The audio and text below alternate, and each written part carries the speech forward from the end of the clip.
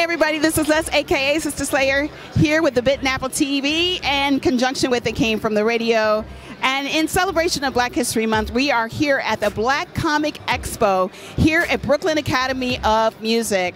And I'm pleased to introduce one of our new collaborative partners, Mr. Nathan Boo. Hey, hey, what's up, guys? So Nathan, what do you think about the event so far? So far it's nice, it's calm, feel like I'm part of the family, and I'm glad to be here.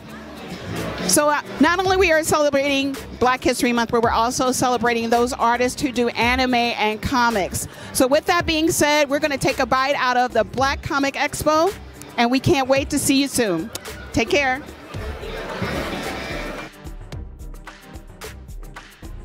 Hi, Apple Biters and Appletinis. This is Les, aka Sister Slayer, here with the Bit and Apple TV in conjunction with It Came From the Radio. And once again, we're here at the Black Comix Expo at Brooklyn Academy of Music, and I am here with the person that put this all together, Miss Deidre Holman.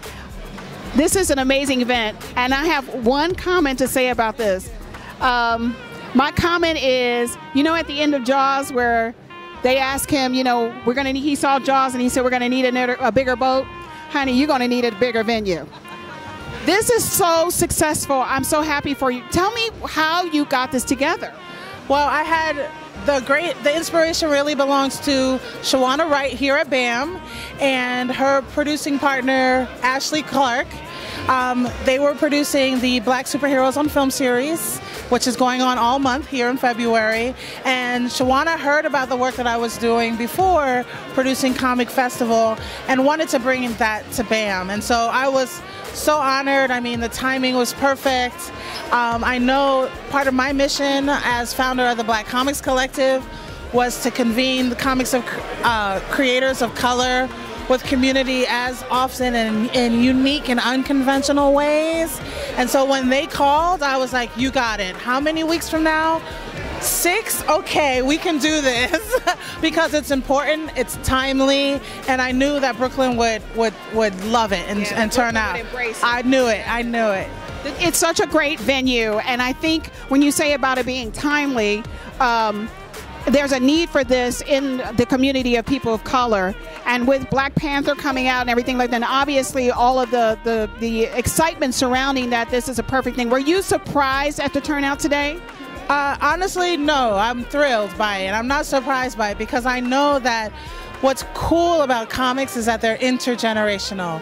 I mean, there are grandfathers, fathers here who've been reading comics since they were kids, and that kind of tradition is passed on down through the ages. And I know that, you know, people that you wouldn't expect are comic book readers if they're not fully geeked out on the culture. And so I know that the audience is big out there, and it's kind of why I'm into producing events like this, to kind of bring them face to face with independent creators. I mean, these are people who have their own presses, who are independent or self-publishing their books, who may have full-time gigs drawing or writing, but have really invested their own personal time and talent into getting stories that represent the Black diaspora out there. And I'm really proud to be a part of the machine that supports that. So is there any consideration for you to have this event more than once a year or outside of, let's say, New York City, because there's definitely a need for this? That's part of kind of the vision and the growth potential of it. Like you said, going to need a bigger boat. I'm definitely interested in partnering with organizations and institutions that want to host events like this, because I know these artists travel across the country for different comic conventions and festivals, and I think they are, of course, particularly thrilled to be in communities of color that really, as I say, crave the work. I overheard you talking that you said you used to be a school teacher, and that one of the things that you got to get your children interested was reading graphic novels. What did you experience just by them seeing something like this? So, seeing a festival like this, or in the just in the graphic novel? One particular experience was I was teaching the autobiography of Malcolm X, which is, you know, in trade paperback, like 400, 500 pages. But I had students who were reluctant readers, and their literacy level was, you know, still on the growth path. I mean, these are middle and high school students who were struggling. And I said, well, let me give them the graphic novel. And we all use the graphic novel as kind of the, last week we covered chapters 6 through 12, and here are the 12 pages that represent that kind of story arc. But my reluctant readers finished the graphic novel in a week and were more engaged in the conversation and the story and the themes, right on par with what I wanted to discuss, than some of my, other readers who are reading the full autobiography. And so I was like, aha. So if the goal is really to have these critical conversations, then I should use both more.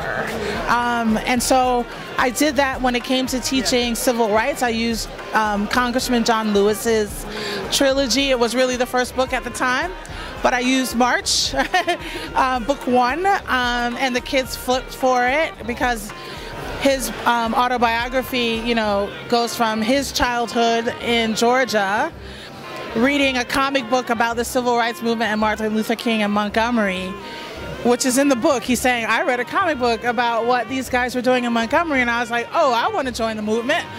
And then his graphic novel goes on to talk about, his involvement with SNCC, and then even his job as congressman and him being at the inauguration of Barack Obama, all in a graphic novel. And to be able to walk with students through those worlds, and they're with you and you can have those conversations. There's nothing like it. Comics are literacy, they are culture, and I think it's a great tool for engagement. And anything in the visual is people remember the visual more than they remember the written word. So this is a fantastic way of getting in there. What would you like to say to people out there to encourage them, especially people of color, about if they dream about doing this, or if they're even ostracized for loving comics and anime? What kind of word of encouragement would you want to give them? I would say find your community. Find the community of people who love diverse comics. Go to the independent comic book stores. Ask for the title. Say, where are your indie comics? Indie comics, if you're Puerto Rican, if you're African, if you're from, France and you want French comics, you have to ask for it and you'll find a community of people around it. That's what happened to me. I teamed up with John Jennings and Jerry Craft and Jonathan Gales to produce the first festival, and because I knew they were out there, and I was sure they had 5 friends, but they brought like 50 friends. And then at that first festival I met 300 new friends, let alone the 1,000 people who were there. And now I'm meeting new friends, even at this event, and the network keeps growing. So I would encourage anyone who's into it to come to spaces like these and to engage and to write, tell your story. All of our stories are valuable and deserve to be told. So be brave. That's a wonderful thing about this. You are not alone if you like this in community. I think a lot of us have suffered in silence because we like these things or because we like to cosplay. This is a community for you. This was words of wisdom from her, and I see this being a great future for you. What are you going to be doing next, and how can we reach you on social media? On social media, on Instagram, we're at Black Comix Collective. It's comics, COMICS Collective. On Facebook, The Black Comix Collective. I will be on Twitter, and we'll have a website soon. So coming soon, follow Instagram and Facebook first. Coming next, I'm doing some conferences for educators, talking about racial literacy in comics, cultural heritage in comics, and I'm also hoping to partner with some of the comic creators here to do an event around hip-hop and comics. And then later this summer, I'll be at the Harlem Week Festival. Okay, and I have one more question. It's a personal question I want to ask you.